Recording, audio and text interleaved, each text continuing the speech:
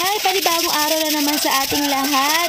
Today is January 15, 2025. Time check, it's 7:30 AM. Ayun na nga, pagkatapos ng mga gawain sa bahay, pagluluto ng almusal, paghugas ng pinggan, pagwalis sa loob ng bahay, pag-asikasa sa school ng aking anak at ihinatid ko siya. Eto, inupisahan ko nang linisin itong aming likuran. Kitang-kita nyo naman. Diyos ko po, ang dami niya ng lumot.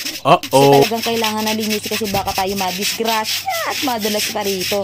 So ayan na nga, non-stop na nga ang pagkukusko, kuskus dyan, kuskus dito para matanggal nga ito mga lumot ito kasi hindi na rin siya kaaya-aya sa ating paningin. So hindi natin siya nalinis to mga nakarambuan kasi nga tayo ay busy sa Kapaskuhan at sa bagong taon, di ba? Alam mo na. Ayun, at busy-busy yan ang mga lola mo. Kaya ito, inabot na ako ng tanghali, 12:05 na ng tanghali, kaya nagpalit na ako ng aking damit kasi talagang tumirik na si Haring Araw at kailangan natin din alagaan nating sarili kung paano natin alagaan ang ating paligid, di ba? So, ayan na nga, tinan mo, parang matcha na yung dami ng lumot na nailinis ko. So, ito medyo hiningal at pagod ang lola nyo. Kaya ito, tinuloy ko pa rin ang paglilinis. Tinanggal ko yung tray na sa CCU namin. Ayan, kita mo, dami, di ba?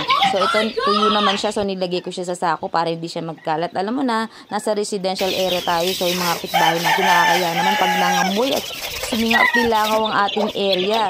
At yun nga, linis-linis din tayo pag may time. At yun na nga, after many hours na linis at natapos ko na rin ang pagkukus ko dito sa aming likuran. Diba? Ayan, malinis na.